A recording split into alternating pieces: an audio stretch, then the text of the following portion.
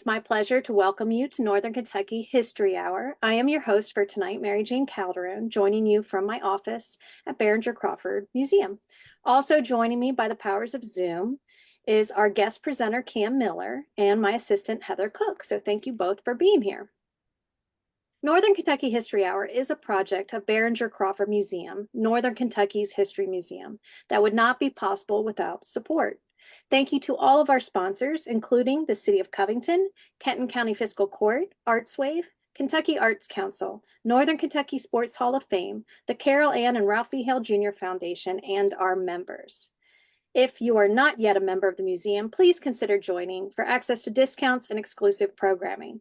Learn more and join at bcmuseum.org. We would love to hear from our viewers tonight, so if you have a question or comment to share, please type it in the chat or the Q&A feature, and I will be sure to get to those at the end of the presentation. Let's meet tonight's presenter. For over 2 decades, Cam Miller has been an acclaimed independent filmmaker and composer, collaborating with prominent clients such as the Cincinnati Reds, the Cincinnati Bengals, and organizations worldwide. His expertise spans a diverse range of projects, but he is particularly passionate about preserving local history through film. Among his celebrated works are Old Latonia, a documentary on the historic racetrack, Riverfront Remembered, a tribute to Cincinnati's iconic stadium, and Our True Blues, a film about the Covington Blue Sox, which inspired the creation of Smoke Justis sports bar in Covington, Kentucky. Cam's award-winning storytelling continues to captivate audiences and keep the rich history of the region alive. His documentary film will premiere this holiday season at the Roost Coffee Shop in Latonia, Kentucky, the Covington neighborhood where Johnny's Toys first began. So thank you, Cam, so much for being here. Thank you very much. Before we get started, there is a quiz question tonight. So the first respondent to enter a correct answer in the chat on Zoom or Facebook Live wins a Northern Kentucky History Hour prize. And most importantly, bragging rights. Tonight's question is, who was Johnny's Toys named after? So go ahead and get those answers in the chat. And then Cam, if you are ready, I will go ahead and turn it over to you. All right, excellent. Thank you very much. And again, thanks to you guys, the Behringer-Crawford. You guys always do an outstanding job with these programs. I watch them all the time, and the museum is just one of the greatest museums that not a lot of people know about, but you should. I hear people all the time coming into town and I'm doing projects. Hey, where's that museum at? And I point them in the direction. So an excellent place to visit. I really recommend that you go up there and check it out. It's just some wonderful artifacts and some fantastic exhibits. You don't want to miss that. So I'm going to start, we're going to do this in two ways here. I'm going to do in 2 parts.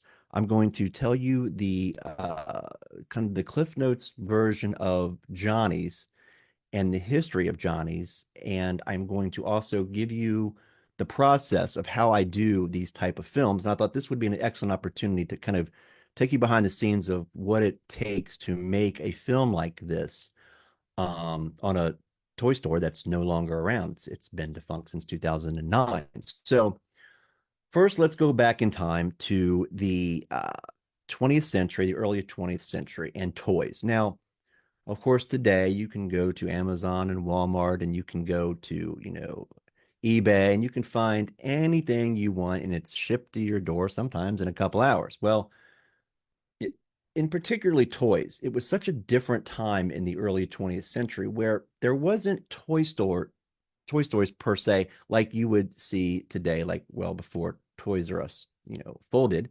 There was Children's Palace and KB and Toys R Us and places that you could go in specifically for toys, but it wasn't like that in the 19th century or in the early 20th century.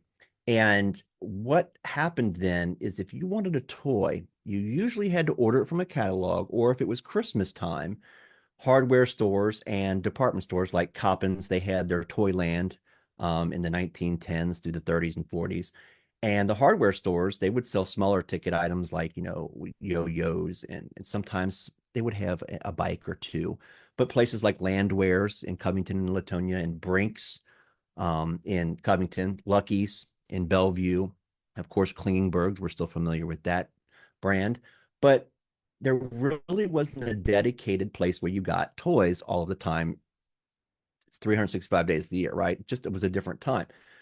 And one of those hardware stores in Latonia at 3616 DeCourcy Avenue, which, by the way, is today the Roost Coffee Shop, there was a guy named Thomas J. Martin, and Mr. Martin had a hardware store there, and he sold toys mostly at Christmas, like the rest of the places did.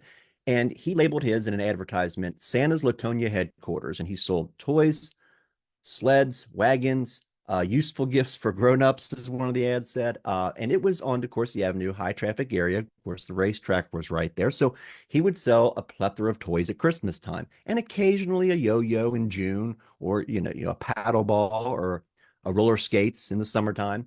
But again, it wasn't dedicated to toys only. So Thomas had three kids. He had John, Madeline, and William. Now, William was the youngest. He was born in 1919. And of course, he works for his father at the hardware store. But eventually, as a teenager, he goes down the street to this candy and confectionery store at 3719 of course, the Avenue. And it's called Miss Mary's Candy Store. Now, Miss Mary, Mary Ploger, she was a lady that had the greatest gig, I think, in Latonia at the time, because she was selling 1 cent candy, penny candy, and she would sell this out of her store. And what do they say in real estate? Location, location, location, right? Well, her store at 3719 DeCourcy was right across the street from 8th District School. Now, 8th District School is where the Colony senior apartments are today. So literally, there was an alley that would run right by her store into the back of the school. And before school, after school, during recess, the kids took them 20 seconds to go over 3719 and get their candy. And Miss Mary, if you spent a nickel, would give you a little bit extra in your bag just because you spent a nickel. So she was beloved in the community. And of course, William Bill Martin worked there. And about 1939, Miss Mary started to become ill. Her health was failing. She was in her 70s. It was time to close the shop, so to speak. But luckily, Bill Martin said, I would like to purchase the place. Well, he's 20 years old in 1939, and he's gained some experience, of course, by working there. But she said $500 and it's yours. So he borrows $500 and he purchases Miss Mary's Candy Shop, and he begins what would be a long decade after decade career of being a shopkeeper. Of course, at this time, it's still called Mrs. Mary's Candy Shop. So 1939, he's still selling 1 cent candy, and he also is selling school supplies, because that is what you did when you were a novelty or confectionery store. You sold candy, school supplies, little doodads, whatever, what have you.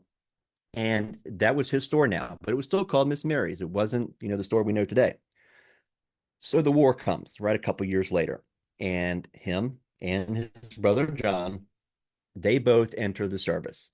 Now, his dad, who owned the hardware store, is retired at this time. He comes back with his sister, with his daughter Madeline, William's sister Madeline, and they run the shop while he's the war. Him and John are out the war.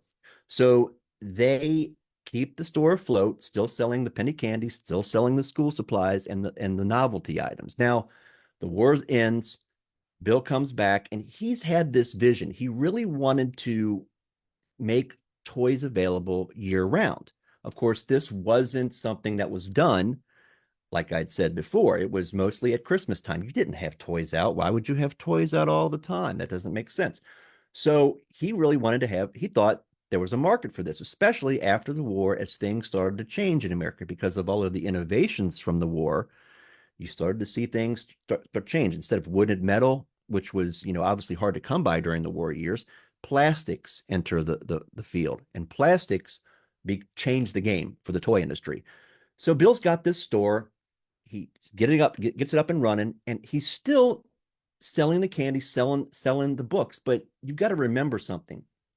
His location between Holy Cross and 8th District School meant that his Christmas was in September, because he was able to sell Catholic school books and public school books. So he was making a killing selling these school supplies, notebooks, the pencils, everything that you would need for school.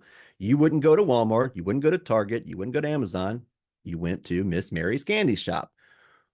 Well, the biggest sellers of school supplies in the area, Landwares, of course, the hardware stores, and Miss Mary's. So here's where we're going to talk about how it's not called Billy's Toys, all right? It's called Johnny's Toys. And why? Well, the story goes that Johnny, the older brother of Bill, was popular in the area. And since he was the oldest, everybody assumed that if anybody in the Martins had a shop besides Pops Thomas, it would have been Johnny. So they would say, "Hey, did you go down and get your penny candy at Johnny's? Did you get your school supplies at Johnny's?" And the name kind of stuck. So Bill stuck with Johnny's Toys because of his older brother. So, and it stayed that way for the rest of the store's existence. So, and I always say, in a personal note, that it was better to say Johnny's Toys than Bill or Billy's Toys. I just think Johnny's Toys has that all American boy ring to it. So I think it was a wise decision by Bill Martin to keep it Johnny's. So, being the popular guy, he gets the store named after him. And again, toys aren't what they are today. You have this dynamic where the penny candy's doing fine, the school supplies are doing fine. And he wants to, like I said, build up the product of toys. And in the 50s, as plastics become a bigger deal, you got to remember baby boom generation, right? Post war, 76 million kids are born between 1946 and 1964. That's a lot of kids. And of course, what's a popular medium during that time in the 50s? Television. Everybody's got a TV now. It's becoming more and more popular. And of course, toy commercials promoting toys. So it's the golden era with Mattel and Barbie and G.I. Joe and Fisher Price. Now toys are in demand, and now Bill's dream is starting to become a reality because now he's called Johnny's Toys. Now he can sell toys year round. But what makes Johnny's Toys unique? It starts in the 50s when he decides, through some marketing genius, which I will go in more in depth in my film. Again, this is the Cliff Notes history version. But remember, the birthday castle at Johnny's Toys, probably the most remarkable and iconic and memorable part of the entire Johnny's Toys, phenomenon, was the castle. Why? Every child in the area was able to get in the mail, addressed to them, not their parents, to them, a card with a magic key inside that said, John Smith, blah, blah, blah, DeCourcy Avenue. And it came to the house, and it was for a free toy in the castle. The castle was in Miss Mary's. They built this castle. The original door still exists. It's pretty cool. And that's how Johnny's gets the name. And it's marketing genius because the castle brings the kids in. And then once the kids are in, the parents are going to buy them a little something extra because they're there, right? It was an absolute marketing genius masterclass plan, which again, Bill Martin doesn't get the credit for being the genius marketer that he was, because what else besides the castle key? Layaway. Having toys being able to be picked up until Christmas Eve for your Christmas layaway was another genius aspect. Now, remember, again, toy stores there's not a lot of them. The hardware stores in the area, they're still trying to keep up. So they're advertising in the Kentucky Post and the Cincinnati Post and the Kentucky and Cincinnati Enquirer. We have toys year round. They're trying to compete with Johnny's now. So Landwehr's had a specific ad saying, we also have toys year round. And they made sure to put a big ad in the paper, half of a page, to say that we also sell toys. But there was something magical about Johnny's, about going there to get the key in the castle, about the way he presented the place with all of these unbelievable characters from Disney, Winnie the Pooh. And it was a magical place. And when you saw the castle, you thought you were in a magical place. That's just the way you felt, let alone going in to get your present out of the castle with your magic key. So Johnny's keeps growing through the 50s. They keep getting bigger and bigger. And in 1968, it's obvious that the Miss Mary storefront isn't going to be big enough. So what does Bill do? Bill decides to build the big red building that most of you, if you grew up in the 70s and 80s, you will remember this, on DeCourcy Avenue. Bill builds the big red building, and it's obviously recognizable. And he puts in a bike shop, right? There's a bike shop in there now, and starts selling pools. There's the 1 cent sidewalk sale, buy one, get one for a penny. He starts expanding as the years go on to Green Hills and Milford. Starts Western Hills. So there's these stores. He's starting to grow a little bit, and he's starting to do things that other stores don't do. Memorial Day flowers. You could go into Johnny's Memorial Weekend and get your flowers to put on the grave sites of your loved ones. Again, you couldn't go to Amazon, you couldn't go to Walmart to get these types of things, but Johnny's had them, and he had all kinds. The girls from the high school would make them in the warehouse and they'd bring them over to the store. So Johnny's is this now enterprise. It's a big deal. Bill Martin is now known through the industry. He's got a name now, and Johnny's is this legacy that's now grown from Latonia and Northern Kentucky in across the river over to Cincinnati. So again, they're growing so big that in the 90s they need to make another move, and then they make the move to the shopping center. Now, if you remember, like I do, growing up in the 80s in Latonia, Kroger used to end, and that was it. There was nothing but a field all the way over towards the creek. There was no Howard Litzler. There was no shopping center there. So once they just started to build that shopping center, and they had that L-shaped building at the end, which is still there today, that's where Johnny's moved into in the 90s. And for many people, that's the Johnny's they know that grew up in the 90s. And for the people that grew up in the 70s and 80s, they now can take their kids to that new location. In 2001, they decide again to move to something bigger and better. They're growing, and they're growing. And they decide to build the Boron Avenue building, which is where Totter's Otterville is, Latonia trolley train rides. It becomes a huge, huge place. And the building, of course, still exists today, where Tech Castle now resides. But unfortunately, in 1999, before he could see that big building built, Bill passes away. His sons take over.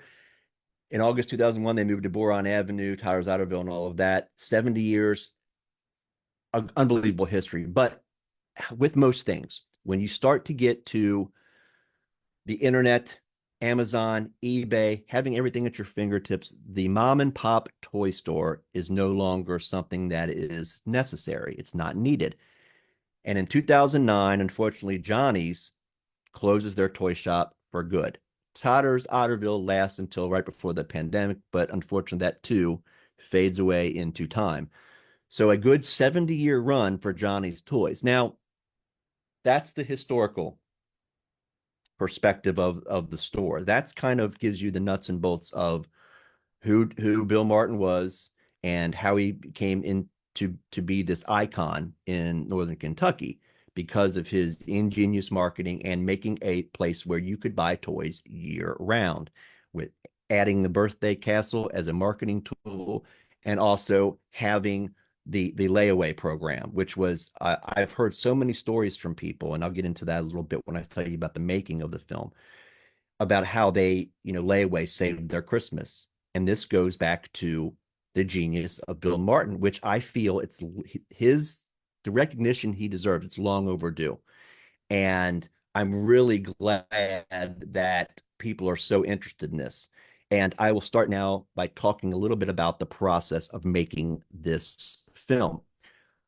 As many of you know, I do films for the Cincinnati Reds and other entities, and I've got clients all over, but I have this passion about local history, the Blue Sox, the flood, the Latonia racetrack, all of these local films that I do on my time and dime. They're important to me to share, not to make money, not to profit, to share this history that I discover and pass it on to you by doing what I feel I'm decent at. I can make films, I can compose the music for the films, and I can add context to it, which sometimes you don't get when you read an article in a newspaper, or if anybody reads newspapers anymore, or online, or if you see something that somebody posts on Facebook and it kind of piques your interest because you remember that as a kid. I try to bring those things to life. Now, I had this little bit of a window between now and my Big Red Machine anniversary film for the Reds next summer. So I already started on that project, and I had some time, and I really wanted to do something for the holidays. And lo and behold, what comes across my desk and into my vision of creativity? Johnny's Toys. I start making contacts, I start reaching out to people, I start talking, putting feelers out there, and the response has been overwhelming. I have been able to talk to so many people about their experiences with Johnny's, whether they were an employee or whether they were somebody that just went there as a kid. One of the stories I heard from an employee was that there was a time when this gentleman was at Johnny's Toys. This was the big red building. This would have been the late 70s, early 80s. A gentleman goes up right before Christmas, gets his layaway, goes out to his truck, puts the toys in his cart next to it. He's got to lift up his hood, do something to his car. Something's wrong. He's got to start it. Goes back to get the toys in the shopping cart, and it's gone. And he's panicking. It's right before Christmas. Somebody, maybe the store took it. So he goes and says, "Did you guys come out and take my cart? Did you think I left it?" No, we didn't see it. Bill Martin's there at the time, the owner. He takes this gentleman through the store, gets the receipt. Let's get everything. And he one by one, aisle by aisle, fills up that cart with the stuff that he got somebody had just stolen, and sends him on his way. You're not going to see too many people do that in this day and age. The kindness, the generosity was also something that Bill Martin possessed, because you can't be in the business of children and kids and toys without having some kind of moral compass. You have to have that something inside of you that wanted to do good for people. And by all accounts, from everybody I've ever talked to, he was the kindest, sweetest man. Business minded. He was a shark when he had to be. I've heard those stories too. But at the end of the day, he was somebody that lived on Southern Avenue in Latonia, went to work, and operated this unbelievable store full of wonder and imagination for 70 years. And that deserves celebrating. So, making this film, I was able to talk to a lot of people, like I said, a lot of the Martin family who have been so wonderful with their time and letting me into their world to kind of see what made Johnny's Johnny's.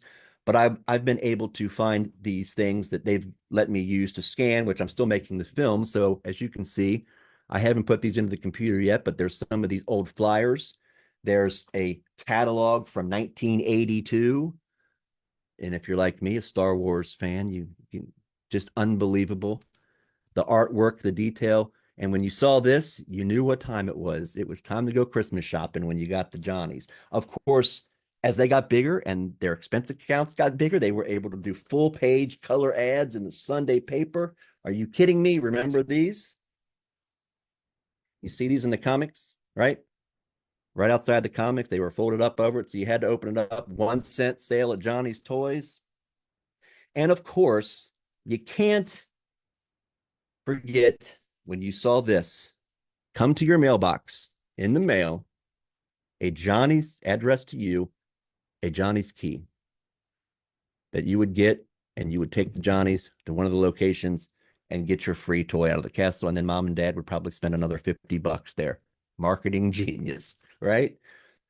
One of the things they did at Johnny's, and what I'm putting in my film, because this film is going to be a personal story for me and my relationship with Johnny's, as well as the stories that come from all directions from employees and other people. So I'm kind of sharing my story, which I've never done in a film before. I've never put myself into one of my films. I decided that this was too personal not to, because of my relationship with Johnny's Toys growing up in Latonia in the 1980s. And one of those stories that'll be in the film is in 1981, Johnny's had a promotion where Darth Vader from Star Wars was going to be making an appearance Memorial Day weekend, 1981. Now I am set to go out. My dad's going to take me. He's in the station wagon. He's got the car ready to go. I walk 2 steps outside and I get sick. My mom brings me back in. What does my dad do? He goes up to Johnny's, and I hope one day I can come across a picture of this. I haven't yet, but he stood in line with all those kids and he got Darth Vader's autograph. Now, I lost that thing over time and moves years ago, but one of the employees that I talked to, just a sweetheart of a lady, you'll get her story in the film, a Darth Vader autograph right there. And that's what it looked like when they handed him out at 3719 DeCourcy Avenue in 1981. And then again in 1984, I believe he came back. And that was one of the great things about Johnny's. They had Strawberry Shortcake, Batman and Robin, Spider-Man, He-Man and Skeletor. All your favorites from the 80s made appearances, brought people in and signed autographs and took pictures. And it was just a wonderful experience. They also had circus days. And I've got so many photos. I've been going through shoe boxes of these things, of circus days and 1 cent sidewalk sales where people are gathered outside just having a great time there on DeCourcy Avenue. And making this film and putting it together, I've been able to not only talk to, like I said, the people that worked there and their stories, some that worked there for 40 plus years, but also some of the people that said they were inspired to do something in their life because of Johnny's. They got this Rubik's Cube or they got this certain toy and it made them think and they turned into this. And then they they did this, and it was an inspiration, which is what toy stores should be, inspirational places where you can come and feel like you are a part of something. You can get a toy that you were inspired by. And for me, that's what happened. And one of the big reasons I became a filmmaker and work in the creative field is because of Johnny's Toys. Going in there and getting a Star Wars toy, right? And be going home and making my own films with Star Wars characters in the dirt. And I still say to this day, if you go over to 45th Street by the golf course, there's probably Star Wars toys buried in the ground there today. But with my brothers, of course, we would had these massive landscapes and we would do all of these creative things. But it was a place where I could go and take my birthday money that I had been given or my allowance that I had earned and go buy something on my own, riding my bike up to Johnny's. And when you walked in, you felt like it was for you. It wasn't a clothing store where you were dragged around buying clothes for school by your mom. It wasn't a hardware store where you really didn't want to be and dad's buying some wood and some hammer and some nails to build that addition or build something. You got to go to a toy store which was made for you. And that is something that is lost. And I think a big reason for some of the problems that we have today, we don't have that anymore. That experience, that shared experience where kids can go in and be something and find something that interests them. And then they have something to do besides just sit around all the time and worry about online and being bullied. Having that experience was something that I will always cherish. And again, a big reason why I became a filmmaker and got to do the job I do in the creative field is because of a place like Johnny's Toys. So having that experience gave me this sense of being able to make this film in a different way by sharing my personal story with some old 8mm films that I went through and some photographs, and then telling some of my stories about getting Darth Vader's autograph and how important that was to me, and being able to go in there and shop, and then talking to these people that lived that life. It was for me, I was talking to my heroes. They made this thing work and they made this place what it was.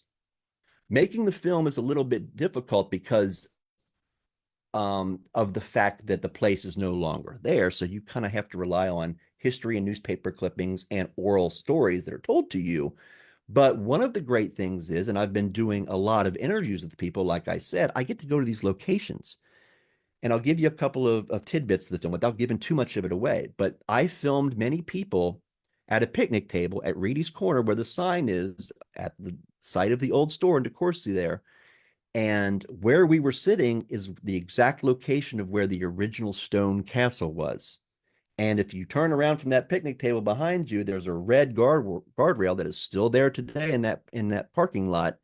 That was the original guardrail when Johnny's was built. And right behind that is the foundation. And you can still see some red paint a little bit on the side there. You can still see where that magical red is still alive and well.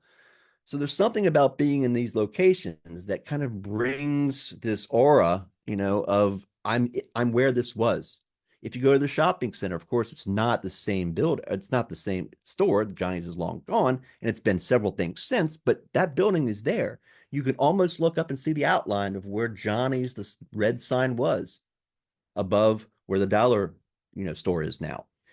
If you go to Boron Avenue, sure, it's Tech Castle, but the giant train on the side, you can still see the train track where the trolley went, and you can see overgrown some of the animal sculptures that are off there in the distance.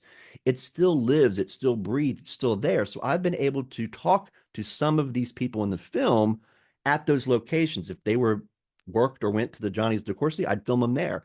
If they worked or went to the shopping center one, I would film them there. And then, of course, on Boron Avenue off Howard Litzler, I would film them there. And you get the sense when you talk to these people that they remember it. They can smell it, taste it, see it. They're back at that store, even though it's been gone since 2009. So taking the interviews from the people that worked and the people that went there, and then combining it with my personal story, along with the wonderful people at the Martin family who have given me so many things, I'm able to, once again, I'm able to bring in this magical world and kind of bring it back to life. And that's all I wanted to do with this film, is bring this film back to life, or bring Johnny's back to life one more time.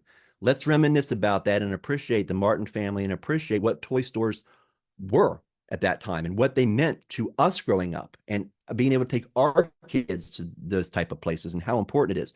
So it's been a very fantastic journey. I've got so much more to tell you in the film. It will be premiering on December the 1st at the Roost, and you can go to the Roost's Facebook page and get tickets there. It's going to be an all-out event. I promise you, you are going to be surprised. There's going to be many surprises I can't talk about yet. We're still working on them. And one of the things we're going to do besides show the film and do a Q&A is we are also doing something called Fill the Castle. I built a replica castle that looks kind of like this on the front of the card. And I got an opening door and the whole thing. We're going to put that in the Roost back where the screening is going to be. And the idea is my idea I came up with in my crazy creative head is you used to take the toys out of there when you got your birthday. Let's pay them back and put toys in. All right. For the neediest kids in the tri-state, we are going to fill the castle. So bring in your toys, wrapped, unwrapped, whatever, what have you. It's your choice. We're not going to tell you what to do. Bring them into that event on December the 1st and December the 8th, and we're going to pack that thing full. And then we're going to distribute those toys to needy kids. And more details about the who, what, when, where, and how, that's all going to come out very, very soon. I'm working on a trailer, which is pretty emotional. Even me making it, I get emotional about it because I'm like I said, I compose the music, so I've been lucky enough to work with some string quartets and some orchestras that have helped me free of charge. So I can compose the music and give it to them, and they send me back files. Another blessing to have that in my life and being able to do that. Um, Building the castle, that remains to be seen. We'll see if it stands up. My carpentry skills, I'm not the greatest in the world, but hopefully it works out. And everybody's going to have a great time at that premiere. I really hope to see all of you there if you can make it. Again, the Roost Facebook page is where you can get tickets. If you live out of town, you can't get there because something going on, don't worry. As always, I do with all my films. After the premiere screening, after that all has died down, I post my films on YouTube. You can go to Cam Miller Films YouTube and you could find my films there. And I hope this is one that you will watch during the holiday season with your family. And if you remember Johnny's, you can reminisce about it and you kind of can get an idea. So thank you so much for your time. I hope you learned something today. Thank you so much, Cam, for all that great information. And it really is. I'm remembering Johnny's. I'm remembering it all, and it's bringing back a lot. Um, I love seeing that we have some great memories from some of our viewers that they're in the chat. So keep those coming in because I'd love to get to those in a minute. I want to revisit though our trivia question. Heather, do you want to go ahead and repeat that question? Yeah. So the question was, who was Johnny's Toys named after? And the answer was Bill's, the founder's brother, John. And we had that answer in within seconds. And that was Paul Weisenberg. So congratulations, Paul. You'll be receiving your prize in the mail. Good job, Paul. Yes, congratulations. Okay, so let's get to, we had some other guesses too. So he was the quickest, right? Mhm. So let's see. We had some people commenting on what was on the wall behind you. They were impressed with the Beatles, James. Oh, jeez. Yeah, I should have covered up with my I have one of those crazy, those crime story things where I got a board with yarn and pictures of all my films and what I'm working on. So I should have put that behind me where it's got like, okay, Bill and John and Madeline and Tom and it all connects somehow. But this is just my office. So it's the Beach Boys, Riverfront, Smashing Pumpkins, all these posters. And then I've got my original bought from Meyer Thrifty Acres, which used to be a store right where McDonald's is, Big Lots, that area over there in the Latonia Shopping Center. The first record I ever bought was Michael Jackson's Thriller, so kind of appropriate for the Halloween time here, right? So I bought that there. So I got all these artifacts. I'm a big Beatles fan too, and so yeah, this is my garage slash office where the magic happens, and I get all these great films out to you. We did have a few people comment about the trains that were sold at Johnny's. So someone asked, did they sell model trains? And that's yes, correct. Absolutely. And I didn't even get to that in the, the Cliff Notes version of the history. It was such a big part because what happened after they stopped selling trains there when they moved, they didn't have the space when they closed down, they didn't have space. One of the guys moved over to the shop that was over by the railroad tracks over there, Tim, and you can still see the mural there today. It's on that building where he opened up his train shops. It was a popular destination for model trains. Let's see. Yeah, because Paul, our winner of the trivia, he said that he had a great model train department, Yes. and someone said there was a few scales available, if they recall. Tom said, I entered model cars and model car contests at Johnny's in the late 50s. Hundreds of Wow. kids entered and hoped to win and receive a trophy. Great memories. That's awesome. I love that. I love that. I loved your story about your dad standing in line for you for Yeah, he did two things for me. And one I didn't say that I'll say in the film, but he did something else for me that has a Johnny effect when I had chicken pox. So for whatever reason, I was chicken pox and sick with the flu. And I have Johnny's memories because of that. It's kind of weird how that worked out. But thankfully to my dad, we lost a couple years ago. So every time I do a Johnny's thing, I think about what he did and just standing in line. I hope that I come across the picture because my mom will be tickled pink because she can see a picture of her husband and my dad standing in line in the hot concrete asphalt of DeCourcy Avenue waiting for Darth Vader's autograph. And there's something when you're a kid, you just love it's a character, and I Oh remember yeah. Mickey And, Mouse's autograph. and it's funny because this is an actor that Yeah. signed a piece of paper, but I will swear to this day that was actually Darth Vader. We also had Robert. He said he was a former employee and he met his wife at Johnny's. That's fantastic. Martha said, my father Lou owned the building next door to Johnny's, Lou Cannon. And she said he moved his drugstore so Billy could expand. Yep, absolutely. That's in the film. So thank you to Mr. Lou for that. Changed everything. Donna asked, where is the roost? So where is the location of the roost again? The roost is in DeCourcy, 3616 DeCourcy. It's right by Bard's, right there. It's what else is there? The bakery on DeCourcy Avenue. Google it, you'll find it. They got a web page, they're on their Facebook, and it's awesome because it's where Johnny started. That's where Thomas's hardware store was, where little Bill was running around picking up nails and selling toys that they had there. So to have the premiere at that place where it all started, how lucky am I to be able to do that? Brian said the Johnny's Christmas catalog was a bigger deal than Sears and Penny's. Oh, He's no been trying question. to score a catalog from the late 60s, early 70s on online auctions, but he hasn't had any luck. He wants to know if you have any suggestions. I would keep my eyes out on eBay. From what I understand, there's a couple of guys that have been posting some things lately, and I've got my hands on a couple of things, but most of mine have been coming from the 70s. But there are some out there. Now, luckily, I've been able to see some from the 50s and 60s because of the Martin family allowing me access. So believe me, when I'm sitting there, my hands are shaking as I'm turning the pages, hoping that I don't crease them or bend them or mess them up in any way, because there's some fantastic things in those catalogs that you just don't see today. Yeah, I was going to ask what were some of the most fascinating things that you found from that family that they had held on to?